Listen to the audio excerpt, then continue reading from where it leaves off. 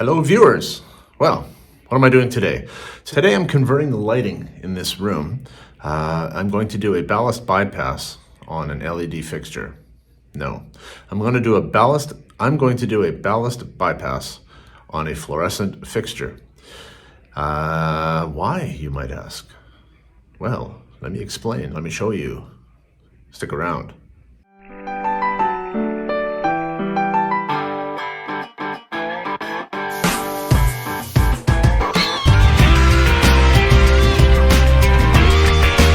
Buckle up for safety as I give you a day in the life of facilities maintenance. So those are the fixtures up there. That's just your regular fluorescent light, 3 tubes with a ballast in there. And if you're familiar with office lighting, it can be kind of harsh, especially when it's fluorescent. It will often have a slight hum or a buzz to it. And fluorescent lights are actually not a steady light. They're a series of micro flashes that happen so quick that you can't really see them, but your brain picks them up. And they can trigger anxiety or migraine headaches or just irritability for a lot of people. Well, this room is used for meetings, often with anxious parents or that sort of thing. People whose anxiety levels might already be slightly elevated. And so I want to try and take this room and just warm it up a little bit for them.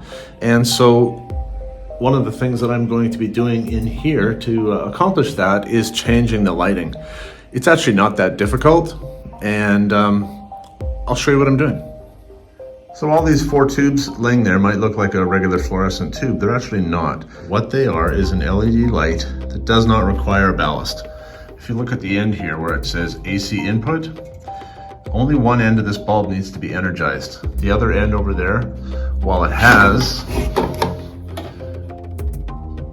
the little terminals, they don't need to be energized.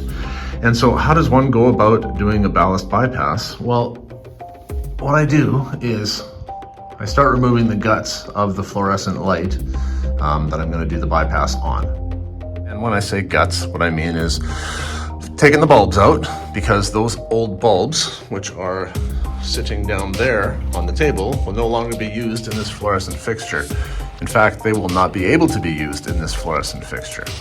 This ballast is coming out, and these are my lines. This is my power and my neutral coming into this fixture. So this is going to energize the new bulbs. You remember that those bulbs just said AC end, so they're only energized at one end. So that end of the bulb I'm choosing to put over here, which is why I've removed the tombstone connectors that were currently pre-existing. That was these 3 connectors right here. And the reason I need to remove them is because these are what are called, they're shunted connectors, meaning that if you look inside here, you've got 2 contacts on the inside of this, one on this side, one on this side. And they're shunted, meaning that there is a bridge between the 2 of them that electrically is connecting these 2. Well, I can't have that, because on a regular lighting circuit, you have power coming in one side and you have a neutral going out the other side. And so I've taken these out of this bracket that held these sockets in place up in the fixture, and these are called non-shunted. Now the difference is there is no electrical connection between the 2 of them. So when I connect these, what I will end up with is one side will be energized and the other side of that socket will have my neutral. So what do I do with this side? Well, nothing. I can just cut these wires off and I don't need to do anything with them. These just become holders, essentially, for the other end of the bulb. Now, not all bypass conversions may be like this. Some of them might require the energy to travel all the way through and come out the other end of the bulb, but not these ones. So I don't have to worry about that. So to catch you up with where I'm at in the process here, I've already disconnected this ballast. Right, these were the the leads that were connecting to my power and my neutral right here. And now I'm going to remove this ballast, and it's just a nut on this end here, and then it slips into a couple of little tabs on the other side. So removing these is pretty simple. It's just a little socket that fits over here, and there it is. It's mine.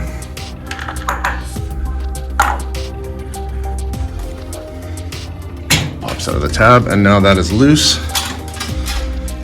Now all I need to do is literally cut those wires right there. So I'm going to use both hands and do that.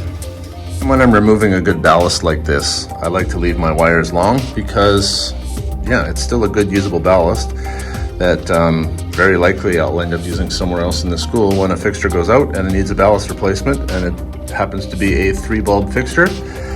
Then, yeah, I've got a ballast right here. So now that I've got my fixture at this basically empty housing stage, the next step is to start building my my energized end, and I've started that by just sticking a couple of these sockets in this piece of tin. And you don't have to stick tape down on the back side. I just do that because they never fit tightly, and every time you move or wiggle something around they fall out, and that's annoying. So I just stick a little tape on the back to hold them in place while I'm working on it. Now, something else I'm going to need to actually put this together is wire. And you don't want to go too heavy gauge. You don't want to use the same gauge of wire that your like 110 voltage is running out of the ceiling at.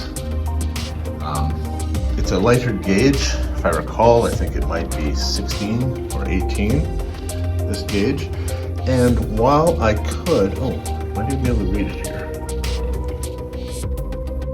There, it's in focus, that's 18 gauge. And yeah, you need to go with the correct gauge because otherwise you'll just blow out these little receivers where you stick the wire into. It won't bite into the larger gauge wire, it'll just break them. And that's why I have this roll of 18 gauge. Just strip off as much as I need and I use it as necessary. As opposed to harvesting the wire from this ballast. Now, I mentioned earlier that I like to leave as much length on these as possible when it's a good ballast, and I do, and this is, so I am. But if this was a bad ballast, then I could just harvest any wire off of this that I would need to build this. So let's get going, and I will talk you through what it is I'm doing while I'm doing it. Now, the first thing I need to do is interconnect these two sockets.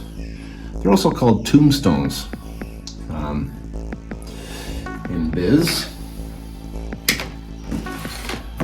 So I've just taken a piece of wire and essentially measured the distance between and given myself a little bit extra.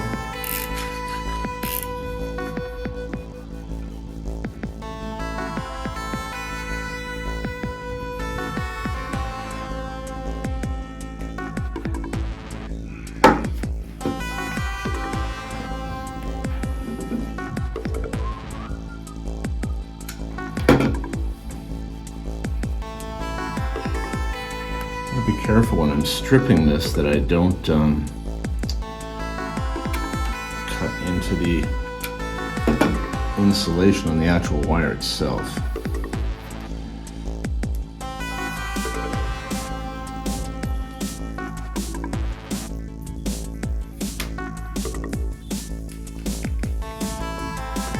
Okay. So, there. I have two pieces that are now going to interconnect these two sockets. And when I say interconnect, the reason I'm doing that is because the my power leads that are up in the fixture itself, I don't need to run multiple leads. I don't need to run power to this one and a separate power to this one. I can run my power to one and then just interconnect it with the other one. And I can run my neutral to one and interconnect it with the other one. And if you don't know what I mean, you will very shortly. Okay.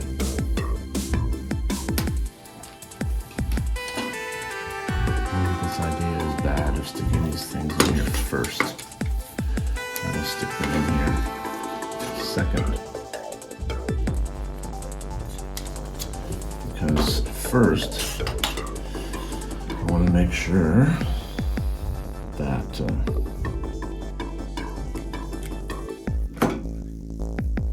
I'm making excellent connection-y. Okay, my connection is strong now. So now I can bend that over and do that. So this side is going to be my positive side. Do I have a pen here?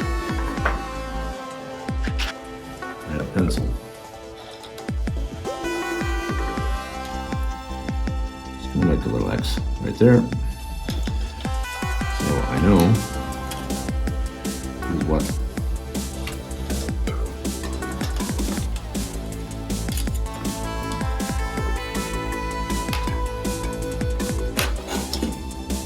a little fiddly, I'll admit, but that is just the way it goes. Give myself not much. It's also a good idea to have a very good set of wire strippers, because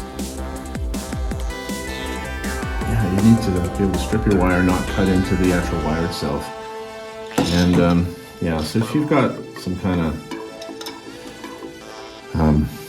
not very good quality hobby set, you might want to invest just a few dollars into a pair that'll serve you better. Okay, how are we at for width here? I can work with that. Okay, there's our width. Excellent.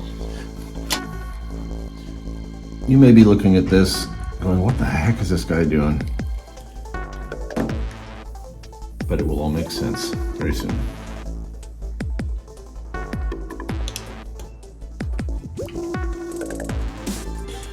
I push that in, I test it by giving it a little tug, and it's not coming back at me, so I know I'm good.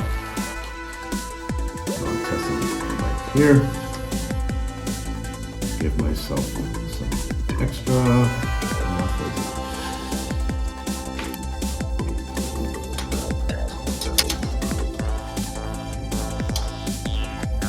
There.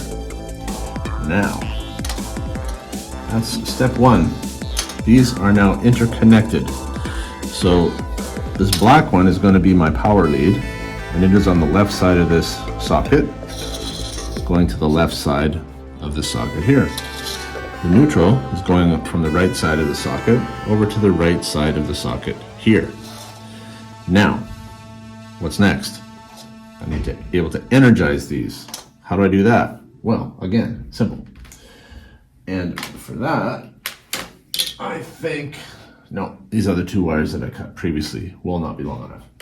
So I'll have to cut some new, and that's okay. But if I give myself this much,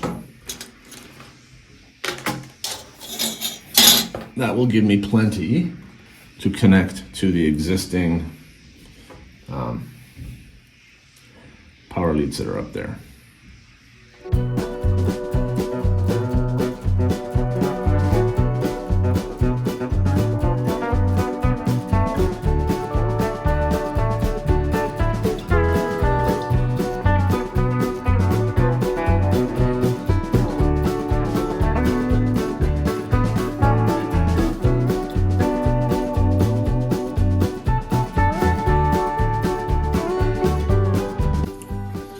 Okay, let me get you a close-up view of what I've done here. So, this brown wire, let's call this a brown wire now. This is our power coming in. It goes into one side of the tombstone there, the socket, which you see the other black wire is also in. And that black wire is interconnecting it over to here. Left side, white neutral on the right side, going to the right side here. My white neutral, right side, left side power, left side, coming out. So I have just made what I need to go back up into the fixture, and all I have to do is connect this end to power now, and we're live. So remember this, those ends just cut off, they're dead, not doing anything. Here's our power and our neutral coming in, and that piece that I just made is going to fit right up there.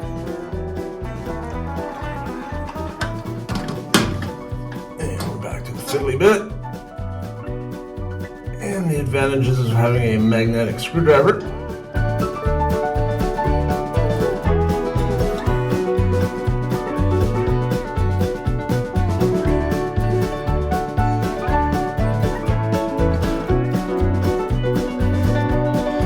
Don't need all of that, so I think I will cut a little bit off.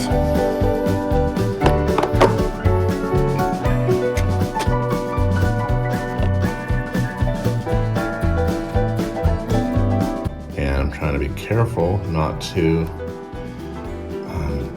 cut into the insulating jacket around the actual wire itself.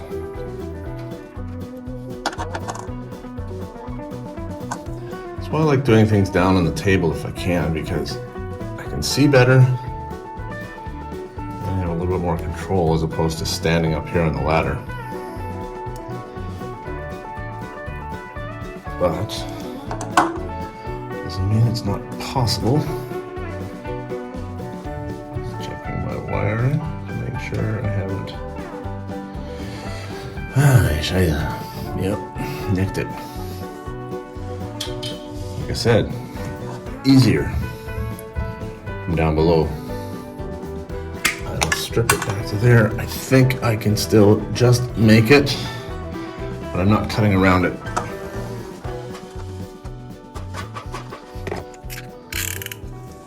My apologies to any electricians who may be watching me fight with this.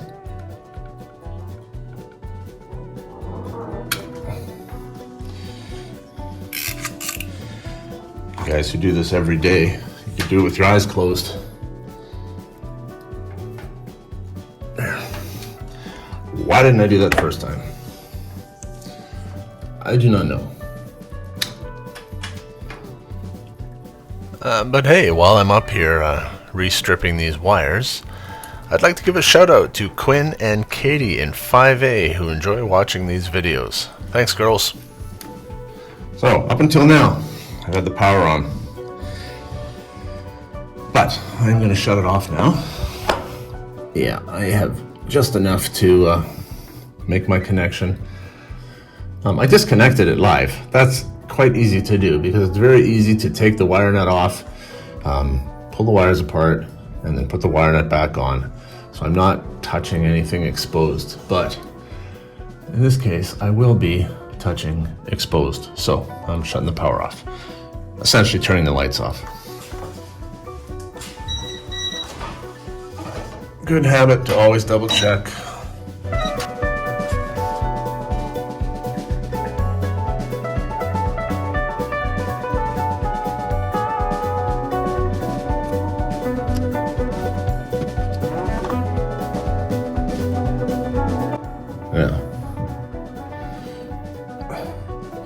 If these wires were the same gauge, I would twist them, but they're not. So you don't. You lay them side by side and you let the wire nut do the grabbing for you.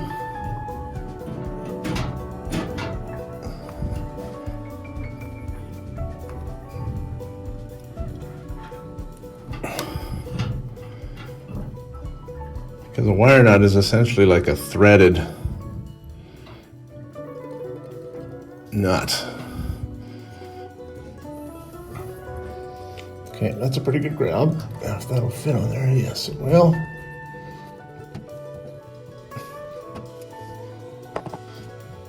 Those are in, and those are in. This,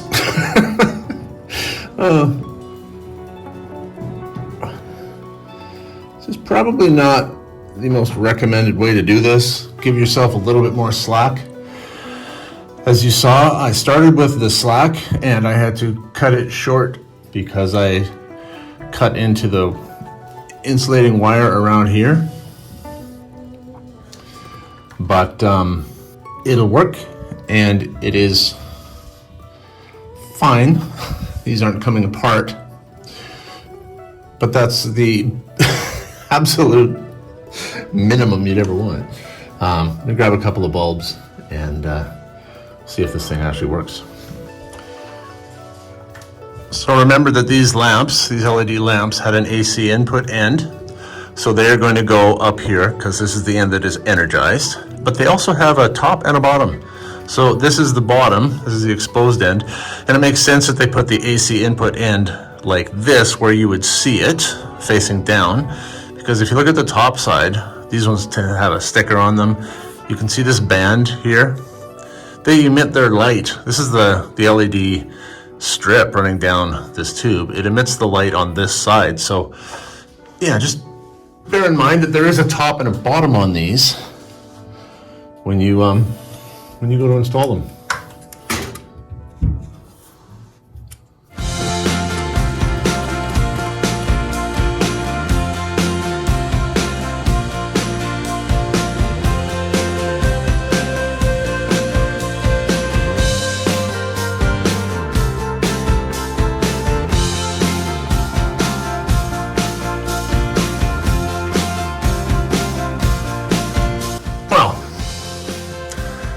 That works just fine. Let's put the shroud back in place.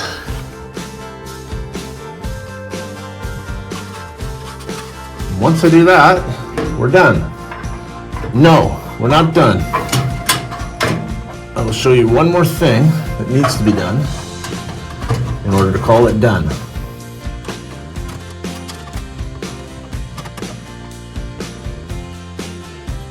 Anyways, let me show you what I need to do. When you buy bulbs like this, or LED tubes, they usually come with a pack of stickers. And what these stickers are, they advise the next person in here that this is no longer a fluorescent fixture. This luminaire has been modified to operate LED lamps. Do not attempt to install or operate fluorescent lamps in this luminaire. Use only GE Type B mains operated LED lamps. So yeah, I guess that would be the energized at one end only type. So I like to take a couple of these stickers and put them in conspicuous locations.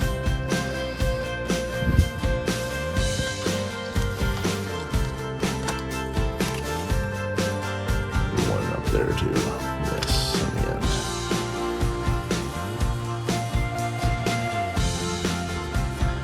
Yeah, so anybody else after me going in here will see that and recognize that these are not regular fluorescent tubes.